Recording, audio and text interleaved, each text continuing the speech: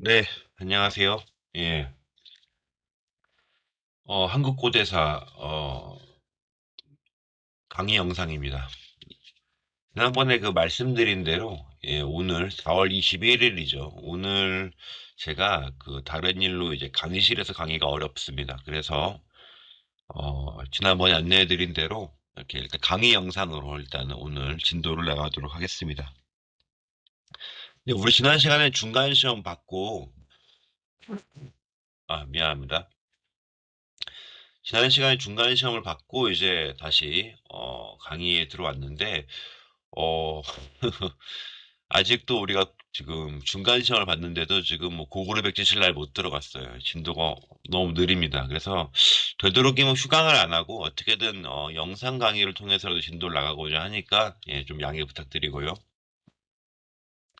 자, 오늘은 오늘 나갈 부분은 이제 드디어 우리가 고조선이 끝났어요. 고조선이 끝나고 이제 부여와 고구려를 할 시간인 것 같습니다. 자, 먼저 오늘 얘기할 건 서단산 문화와 이제 부여 문화에 대한 것입니다. 서단산 문화 같은 경우는 우리 지난 시간 계속 배워왔던 뭐 청동기 문화, 비파형 동검, 뭐 세형 동검 하면서 청동기 문화와 관련해서 이제 계속 수업을 해왔는데 서단산 문화 또한 마찬가지로 비파형 동검 문화를 공유했던 청동기 문화라고 제가 말씀을 드렸어요. 그죠? 그러니까 요화유역에서 요령식 동검, 비파형 동검 문화가 번성했을 때 오늘날 북쪽으로 흐르는 북류송화강 유역에서는 소단산 문화라고 하는 또 다른 청동기 문화가 이제 꽃을 피웠고 그들 또한 비파형 동검 문화를 공유했다라고 설명을 드렸습니다. 그렇기 때문에 이 서단산 문화 같은 경우는 그 당시 고조선, 즉 비파현 동검을 바탕으로 번영했던 고조선과 함께 그 당시 만주 지역 청동기 문화를 대표하는 세력이었다 이렇게 설명할 수 있습니다. 그리고 역시 비파형 동검 문화 자체가 예맥 쪽의 어떤 청동기 문화라고 설명을 드렸는데 그렇기 때문에 비파형 동검 문화를 공유했던 서단사 문화 또한 고조선과 마찬가지로 예맥 쪽에 의해서 성립된 문화라고도 볼 수 있습니다. 그러니까 일찍부터 이 만주 중부 지역에 자리 잡은 이 예맥 쪽의 일파는 서단산 문화를 건설하고 남쪽으로는 조선, 즉 고조선과 병존하면서 그들 나름의 독특한 문화를 전개했다. 이렇게 얘기할 수 있습니다. 여기서 이제 제가 이제 송화강, 북류 송화강이라고 해서 얘기를 하는데 송화강 같은 경우가 어디서 발원하냐면 오늘날 백두산에서 이제 그 물줄기에 처음 발원을 해요. 그래서 그게 정말 만주를 남쪽에서 북쪽으로 쭉 가로지를 흐르다가 만주 중부 지역, 오늘날 하얼빈 그 일대에서 이제 강의 물줄기가 동쪽으로 딱 꺾입니다. 그 동쪽으로 쭉 흘러나가다가 다시 이제 흑룡강을 만나서 이제 바다로 흘러나가는 요런 강이에요. 그렇기 때문에 송화강은 흔히 이제 하나의 물줄기이지만 북쪽으로 흐르는 북류 송화강과 동쪽으로 흐르는 동류 송화강을 구분해서 말하는 때가 있습니다. 그럴 때는 이제 북류 송화강, 동류 송화강 이렇게 말하는 거예요. 특히 부여가 번성했던 지역은 북류 송화강, 북쪽으로 흐르는 송화강의 그 중류 유역에서 번성했다고 보시면 돼요. 오늘날 부여의 왕성이 썼던 길림시 일대가 사실은 북류 송화강 중류 유역에 있죠. 자, 그래서 서단산 문화의 중심지는 바로 이 북류송화강의 중류유역, 오늘날의 송료평원이라고 하는데 송료평원이라는 것은 뭐냐면 송화강과 요하로 둘러싸여 있는 지역의 평원지대를 말합니다. 그러니까, 서쪽으로는 이제 요하가 흐르고 동쪽으로는 송화강이 흐르는 그 사이 지대가 굉장히 이제 평원지대로 쫙 펼쳐져 있죠. 장춘평원 이래갖고 그 평원지대에서 번성했던 어, 문화가 서단산 문화고 이후에 부여 문화가 되는 거죠. 즉 오늘날 중국 동북 지역에 위치한 길림시와 장춘시 일대 이곳을 중심으로 서단산 문화가 확산을 시작합니다. 이 서단산 문화 할 때 서단산이 어디냐면 길림시 일대에 있는 서단산이라고 하는 산이 있어요. 거기서 처음 발견된 문화다. 그래서 서단산 문화라고 하는 겁니다. 이 서단사 문화는 동쪽으로는 장광제령이라고 해서 장광제령이 뭐냐면 장광제령은 이제 오늘날 그 만주에서 그 농경지대를 얘기하는 농경 정착 지역과 수렵 채집 지역 그 당시 고대에는 지금은 뭐 다 농사 짓지만 고대에는 농경 지역과 수렵 채집 지역을 딱 가르는 하나의 거대한 선으로서 자연산맥이 장광제령이라고 거대한 산맥이 있어요. 그 산맥을 기준으로 해서 뭐 서쪽은 부여, 동쪽은 음루, 뭐 이렇게 흔히 설명을 하거든요. 그 바로 그 장광제령이라고 하는 산맥. 그 동쪽으로는 장광제령이 이제 한계선인 거죠. 그 남쪽으로는 호나라고 해서 사실 호나와 휘바라 이 경계가 사실은 그 당시 부여와 고구려의 경계이기도 했는데 호나 상류까지 갑니다. 그리고 서쪽으로는 이제 송화강의 이제 서쪽으로 이통화라고 하는 강이 하나 더 흘러요. 그 이통화 유역 혹은 더 서쪽으로 가면 동류와 연안 이쪽까지 이제 퍼져 있고 북쪽으로는 이제 남리파라 그래서 이 남리파는 어떤 강이냐면 송화강이 북쪽으로 흐르는 송화강의 지류라고 볼 수 있어요. 이 에 이르는 그 넓은 범위에 걸쳐서 서단산 문화가 분포하고 있었다. 이렇게 설명할 수 있고 이 서단산 문화는 좀 독특한 게 청동기 문화니까 청동기 시대에 시작이 되는데 다른 청동기 그 주변 지역의 다른 청동기 문화보다 좀 시작 단계가 좀 늦습니다. 흔히 이제 요동 지역 혹은 요하유역의 청동기가 언제 시작됐냐 그러면 청동기 문화가 언제 시작됐냐 그러면 높게 잡으면 기원전 15세기 늦추어 잡아도 기원전 12세기에는 청동기 문화가 시작을 합니다. 요하유역에선 그죠? 그런데 서단산 문화는 그보다 1, 200년 늦은 것 같아요. 서단산 문화는 기원전 대략 10세기 정도? 그때 시작된 것 같습니다. 그 무렵 시작되는 것 같아요. 그리고 그 서단산 문화의 청동기 문화가 언제 종결이 되냐면 대략 기원전 3세기쯤 되면 그 문화가 이제 끝납니다. 그 재밌죠. 그러니까 다른 지역, 이미 요하유역이나 사실 요동반도 이 일대는 이미 기원전 5, 4세기 정도 되면 철기 시대를 진입을 합니다. 그런데 그런 주변 지역보다 서난산 문화는 철기 시대가 좀 진입이 늦어요.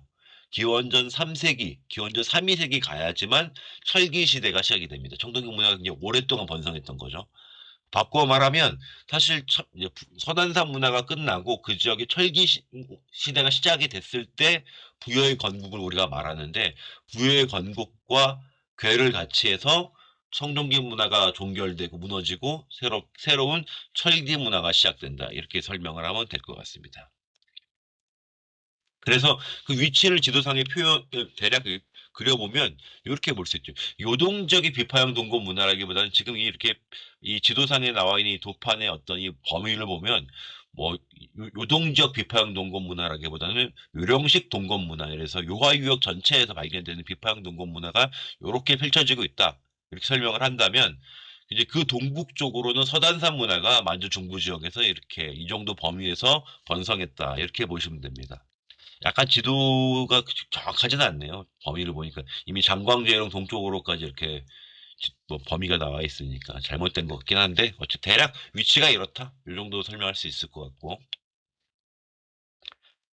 자, 그렇게 이제 서단산 문화가 번성을 했다가 서단산 문화라고 하는 하나의 청동기 문화가 종막을 고하고 새로운 철기 시대가 시작이 되는데 이게 바로 부여 문화의 성립과 괴를 같이 한다 이렇게 설명을 드릴 수 있습니다. 그러니까 기원전 5, 4세기가 되면 이미 만주 전역의 철기 문화가 급속도로 보급되기 시작됩니다. 그런데 이때까지도 5, 4세기까지도 서단사 문화 말씀드린 대로 청동기 문화를 보존하고 있습니다. 얘들은 되게 보수적이에요. 변화가 좀 늦었던 거죠. 하지만 주변 지역은 이미 철기 시대를 진입을 했으니 청동기 시대를 유지하고 있는 사실 서단산 문화의 위세는 크게 약화될 수밖에 없습니다. 점점 범위가 줄어들게 되는 거죠. 특히 이 서단산 문화와 함께 원래 눈강 상류라고 해서 서단산 문화가 번성했던 지역에 또 서북 지역에 이제 눈강이라고 하는 강이 하나 흘러요. 거기 눈강이 쭉 흘러가다가 눈강 하류 유역에서 동류송화강을 만나갖고 이제 쭉 뭡니까 흑룡강으로 흘러 들어갔는데 그 눈강 하류 유역에서는 백금보 한서 문화라고 하는 또 다른 문화가 번성을 합니다. 이 백금보 한서 문화는 역시 청동기 문화를 시작을 합니다. 하지만 얘들은 서단산 문화부터 좀 더 일찍 기원전 한 4세기가 되면 철기 시대를 이미 진입을 합니다.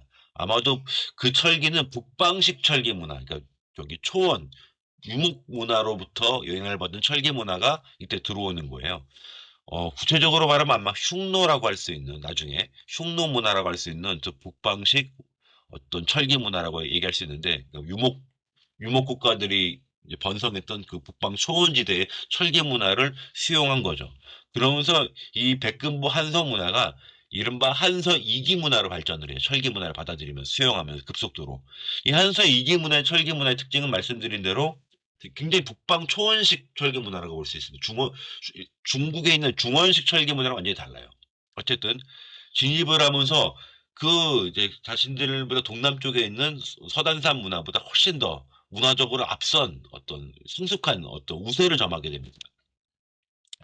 그리고 이제 그렇던 한서 이기 문화의 어떤 세력 중 일부가 어떤 북방 지역의 어떤 정세 변동, 급격한 정세 변동 속에서 그 충격의 여파에 따라서 이제 그 일부의 집단이 남하를 하는데 얘들이 오늘날의 송화강유역으로 정착을 해서 서단산 문화를 파괴하고 그 다음에 새로운 철기 문화를 꽃피우게 하는데 이게 바로 부여문화다 이렇게 설명을 할 수 있습니다.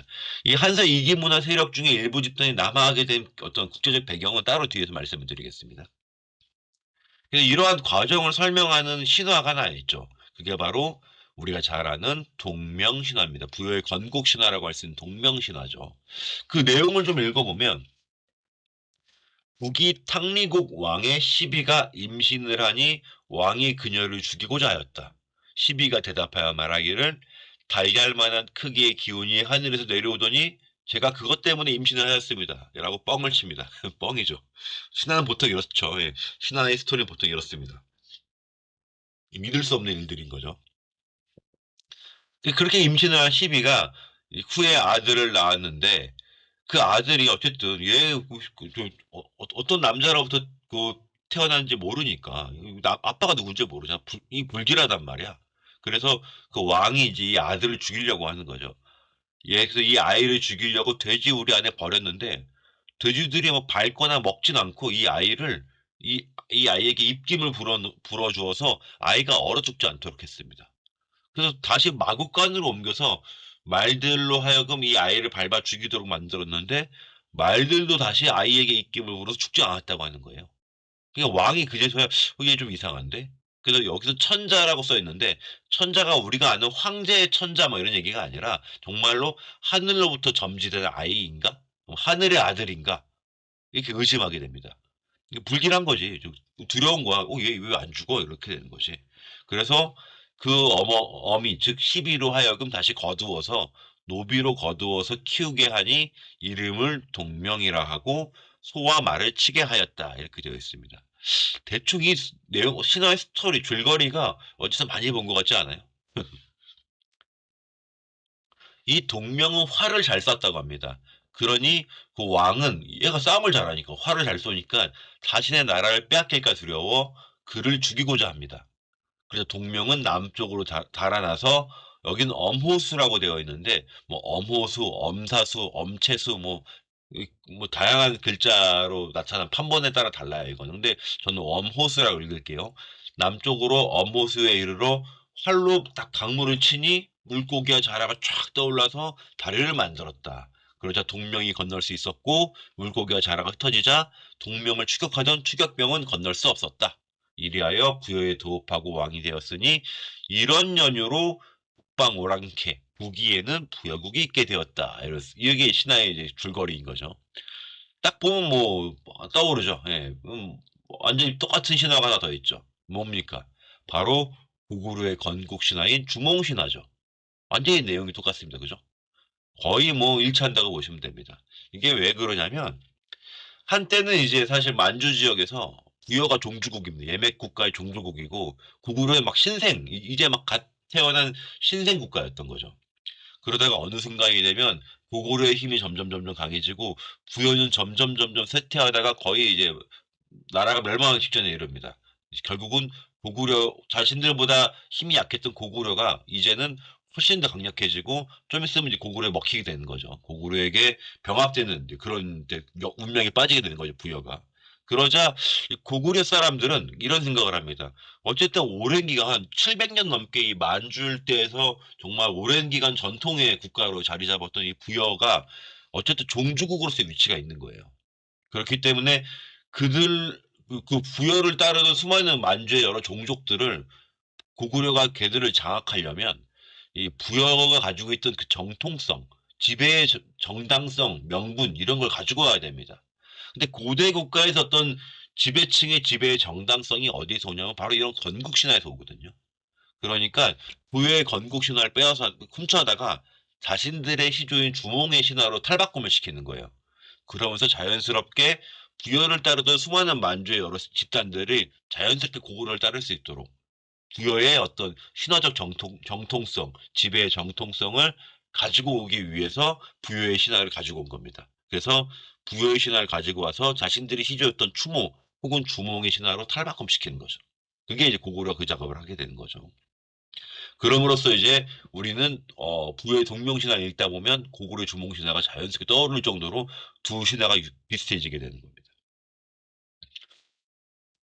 자, 여기 보면 동명의 어미가 처음 임신하였을 때 뭐 기운이 하늘로부터 내려오는 것도 보았다 어쩌고저쩌고 하는 거 이 내용은 이 신화를 체록한 이 신화가 언제 체록되냐면 이 신화를 체록한 사람이 그 후한 시대 기원 후 1세기 시대의 중원의 지식인이었던 왕충이라는 사람이 여기 써 있는 대로 논형이라는 책을 써요. 논형 2권 기럼편을 보면 이 기럼편은 정말로 이제 중원과 그 주변 지역에서 여러 영웅들이나 건국주들이 신비로운 탄생담이나 건국 영웅담 있잖아요. 그런 걸 체록해서 적어 놓은 게 이 논형의 기런편의 얘기예요.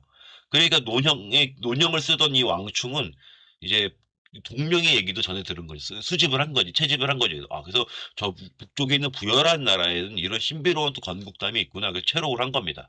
그러니까 굉장히 이런 식의 굉장히 기록이야, 이게. 1세기 기록이니까. 기원후 1세기 기록이니까. 여기에 이제 이 논형 기론편에 왕충이 이제 동명신을 채집해 놓고서 여기 이제 평가를 한 거지. 그 평가를 했던 왕충의 어떤 그 언급이 요 구절이라고 보시면 됩니다. 그래서 결국 동명이 죽지 않고 부여를 건국한 것은 천명, 즉 하늘의 명을 받았기 때문이다. 뭐 이런 얘기인 거죠. 넘어갑니다.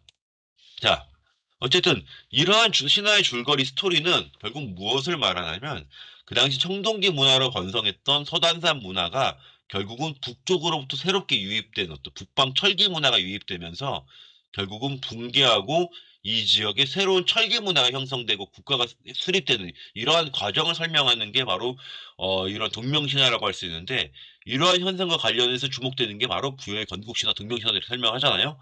요게 바로 이제 정말 어떤 신화로서 그 당시 역사를 설명할 수 있는 어떤 과정이라고 볼 수 있는 거죠. 그냥 북이 탕리국이란 나라도 아까 말한 그 눈강 하류 유역에 있는 한서 백금보 한서 그래서 한서 이기 문화로 발전하는 그 동네에 어떤 그 있었던 나라를 탕리국이라고 볼 수 있는 거고 그들로부터 일군의 세력이 내려와서 송호강 중류 유역에서 부여라는 새로운 나라를 건국했다. 그리고 그들로 인해서 새롭게 청동기 문화였던 서단산 문화가 붕괴하고 새로운 철기 문화로서의 부여 문화, 아까 얘기했던 뭐 여기 나와 있는 포자연 문화가 전개된다. 이렇게 설명할 수 있는 거죠. 근데 이 포자연 문화라고 하는 거는 부여 문화라고 철기 문화고 부여 문화인데 초기 철기 문화라고 할 수 있는데 왜 포자연 문화라고 그러냐면 포자연 전산이라고 하는 이제 이 또한 서단산과 마찬가지로 길림 일대에서 있는 그 산이 포자연 전산이라고 하는 산이 있어요. 거기서 처음 발견된 철기 문화다 그래서 포자연 문화 혹은 포자연 유형 문화, 포자연식 문화, 뭐 포자연 전산 문화 이렇게 표현을 하는데 그게 바로 이제 부여 문화라고 볼 수 있는 거죠.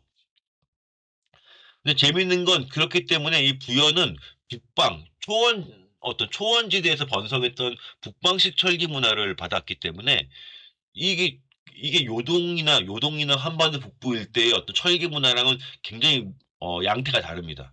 무슨 말이냐면 사실 오늘날의 요동반도나 한반도 북부 일대 이 일대의 초기 철기 문화는 누구로부터 받냐면 중원 지역의 철기 문화에 영향을 받아요.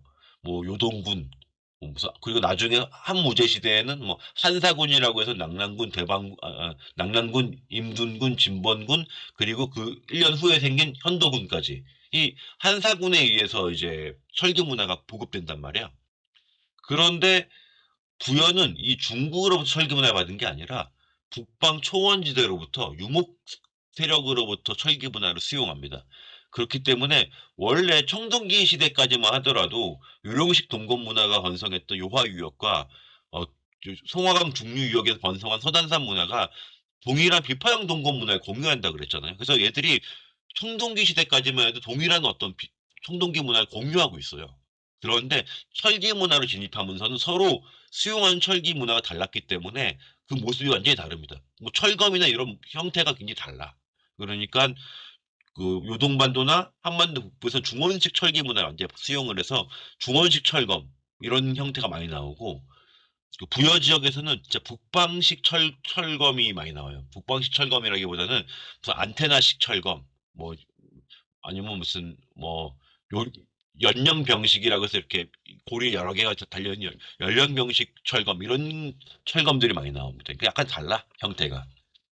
어떤 그런 식으로 부여의 어떤 철기 문화는 북방 어떤 유목 세력의 어떤 철기 문화를 많이 닮아 있다. 그래서 나중에 그러니까 부여의 뭐 고고 유적을 뭐 보다 보면 특히 초기의 어떤 유적을 보다 보면 유수 노아심 유적 뭐 이런 유적들 보다 보면 뭐 이 철기를 보면 거의 뭐 오환 선비의 철기 문화랑 거의 유사해요.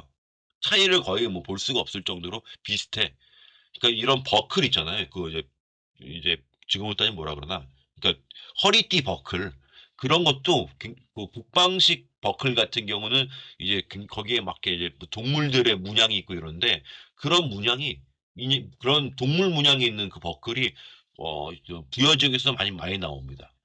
그러니까 부여는 거의 그 금속기 문화는 북방식 금속기 문화를 많이 수용을 하게 돼요. 그게 다르다는 거지.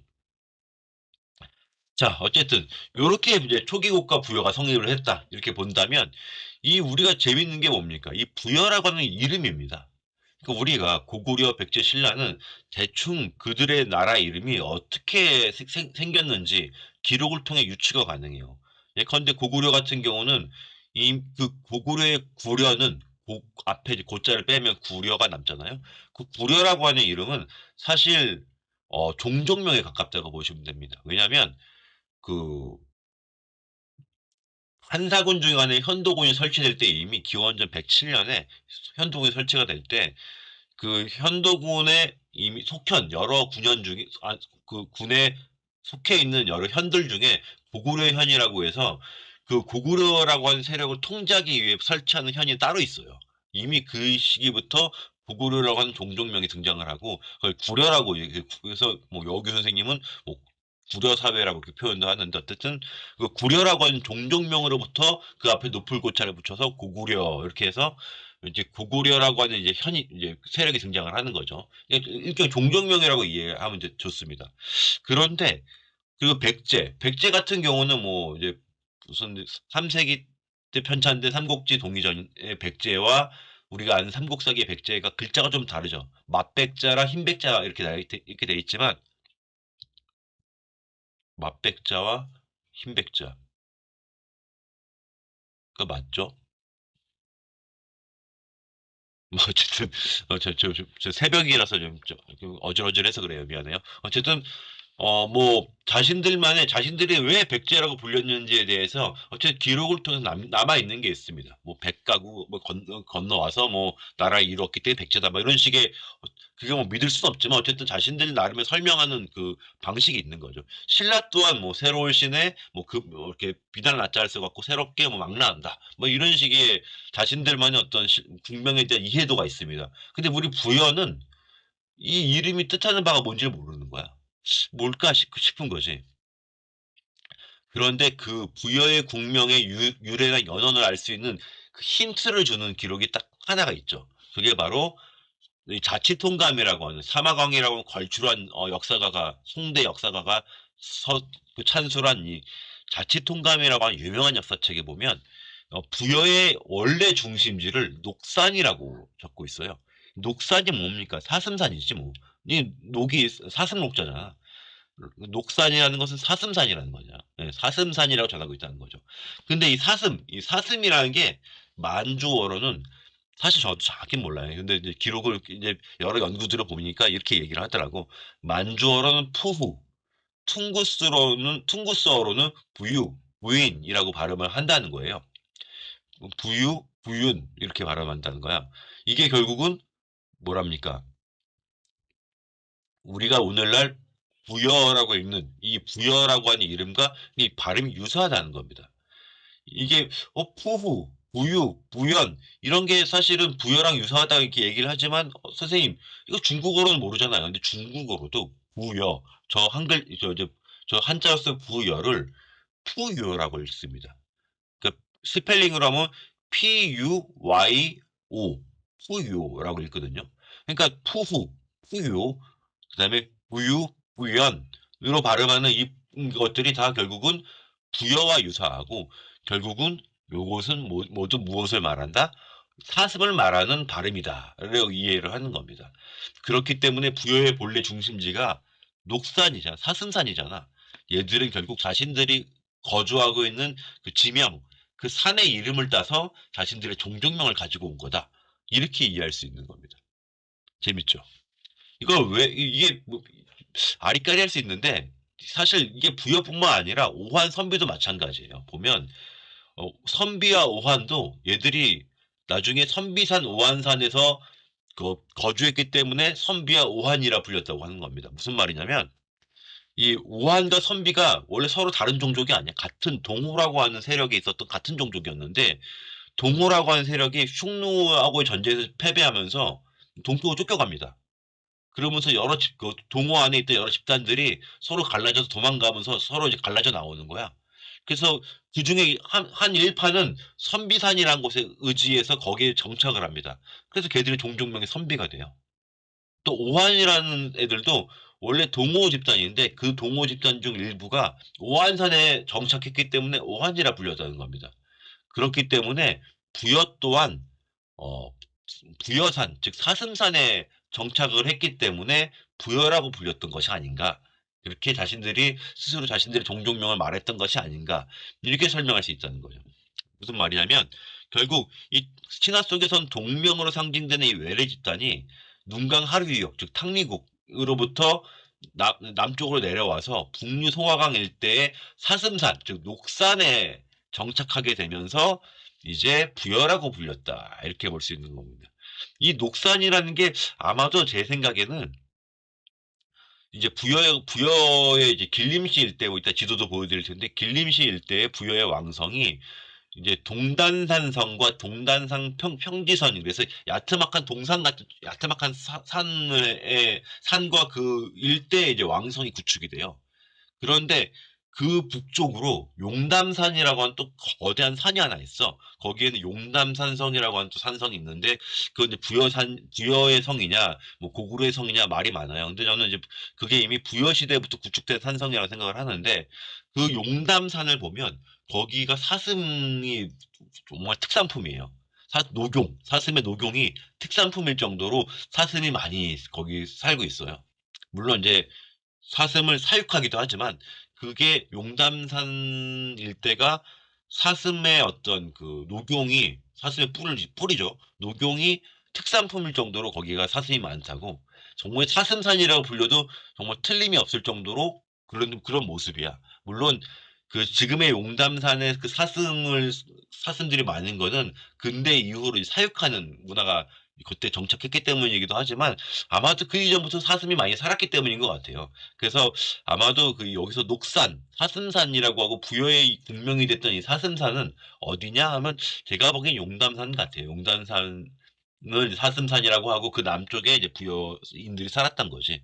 그렇기 때문에 자신들의 이름을 부여, 즉 사슴이라고 가져갔던 것 같아요. 어쨌든 이들이 이제 결국은 동명 집단이 남하하면서 건국이 된 거 아닙니까? 근데 대략 그 동명 집단이 남한 어떤 요인이 뭘까? 구체적 배경이 뭘까 하면 이거는 기원전 3세기 말부터 2세기 초까지 전개됐던 이 북방 지역 전세 변동과 관련이 있어요. 무슨 말이냐면 그 서단산 문화가 아까 종결되는 시점이 언제라 그랬어요. 기원전 3, 2세기라고 했잖아요.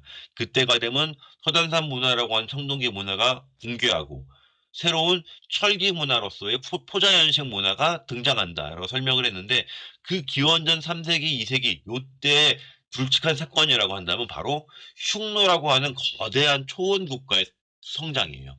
흉노라고 하는 세력은 진짜로 그 당시까지 통합되어 있지 않던 오늘날 이제 몽골 일대를 중심으로 이렇게 통합 그 초원지대 있잖아요. 유목 초원지대. 통합되어 있지 않던 그 유목 초원지대를 최초로 통합한 통일 유목 국가로서 등장하는 게 바로 이 흉노입니다. 이 흉노라는 세력이 그 당시에 걸출한 묵특이라고 하는 영웅이 등장을 해요. 묵특선우라고 하는 걸출한 통치자가 등장을 합니다. 그 사람이 이제 서쪽으로는 강력했던 그 월지라고 하는 나라를 때려잡고 또 동쪽으로는 또 동호라고 하는 세력을 때려잡으면서 정말로 그 광활한 그 초원지대를 통합해 나갑니다. 어마어마한 세력을 형성하는 거지. 결국은 나중에 이제 그 당시 중원 지역을 통일한 한나라랑 남북으로 대립을 하면서 이른바 초원 유목 국가와 어떤 그 농경 정착 국가 간의 어떤 이 국가 이 뭔가 남북국 시대를 만든다 이렇게 볼 수 있을 정도로 거대한 세력을 형성합니다. 한나라가 흉노한테 처음에는 전쟁에서 이기질 못해요. 예, 뭐 어쨌든 그러니까 그런 흉노의 세력의 확장에 따라서 흉노 동쪽에 있던 동호라고 하는 하나의 유목 세력이 결국 쇠퇴하게 됩니다. 원래는 흉노보다도 강력했던 세력인데 쇠퇴하게 돼요.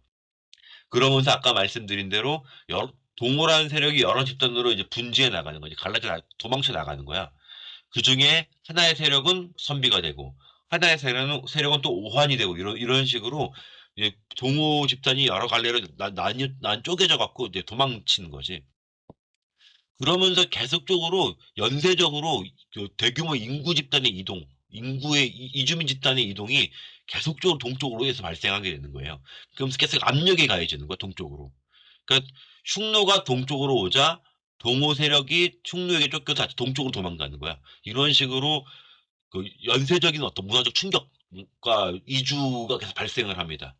그러는 과정에 눈강 하류역에 있었던 백금보 한섬 문화 사람들 또한 동쪽으로부터 이주한 어떤 이주민 집단과 융합하기도 하고 때로는 쫓겨나기도 하고 하면서 인구의 이동이 계속적으로 연쇄적 이동이 발생하는 거지.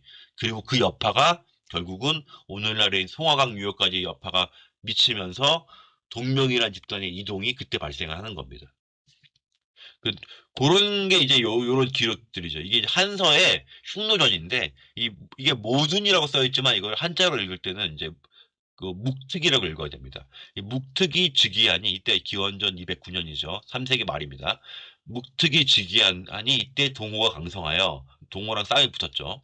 그래서 묵특이 말에 올라 나라 안에서 자신보다 나보다 지금 말 달리는 게 내 뒤에 말 달리면 다 죽는다.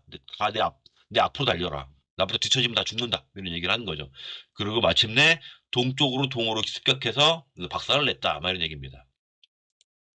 그래서 후한서 오한 선비 열전을 보면 오한은 본래 동호이다. 한나라 초의 흉노 묵특이 그 나라를 멸하였다. 남은 무리가 오한산으로 피하여 세력을 보존하였으니 이로 인해 오한이라고 불리었다. 이렇게 기록이 되어 있습니다. 선비 역시 동호의 한 갈래인데 따로 선비산에 의지하였으므로 선비라 불리었다. 이렇게 되어 있는 거예요. 그러니까 오한은 오한산에 의지해서 정착했기 때문에 오한인 거고 선비는 선비산에 정착했기 때문에 선비라는 겁니다. 다 이제 묵특의 두둑에 맞고 동호가 갈라져 나오면서 발생하는 사건인 거죠. 자, 그런데 이러면서 이제 부여의 성립을 얘기할 수 있는데 부여의 성립과 관련해서 반드시 북방의 어떤 초원 문화의 영향력만 얘기할 수는 없어요. 그 당시에 중원 문화의 영향력 또한 만주 지역으로 계속적으로 확산하고 있었기 때문에 그래요. 특히 우리 잘 알죠. 기원전 3세기경에 연이 요동 일대를 세력을 확장했다 그랬잖아요. 그때 뭐라 했습니까? 연나라 장수 진계가 동쪽으로 쳐들어와서 요동반도에 있던 요동반도를 영유하고 있던 고조선 세력이 결국 한반도로 밀려났다. 이런 얘기 했죠, 제가 그때. 그러면서 고조선 뭐 중심지 이동설 얘기도 하고. 바로 그 연입니다. 베이징 일대 중심지를 두고 이제 번영했던 그 연나라가 기원전 3세기경에는 요동 일대, 요동반도 일대 요동군도 설치하고 이러면서 세력을 막 확장해 나가요. 그러면서 그 연나라의 철기 문화가 막 요동반도와 만주 일대에 막 영향력을 펼치기 시작하는 거죠. 그러니까 부여 또한 그들의 영향 분명히 받았을, 중원의 어떤 문화의 영향력도 분명히 받았을 겁니다. 뿐만 아니라 기원전 3세기 말부터 2세기 초까지는 정말 중원 지역이 엉망진창이잖아. 그렇잖아.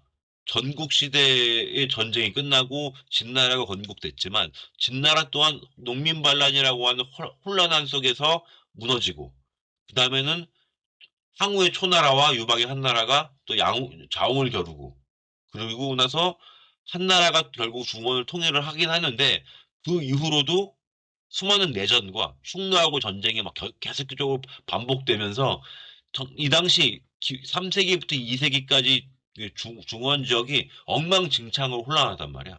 그래서 이때 수많은 유이민들이 그런 혼란스러운 중원 지역에서 걸 떠나갔고 요하를 건너서 동쪽으로 계속 건너오잖아.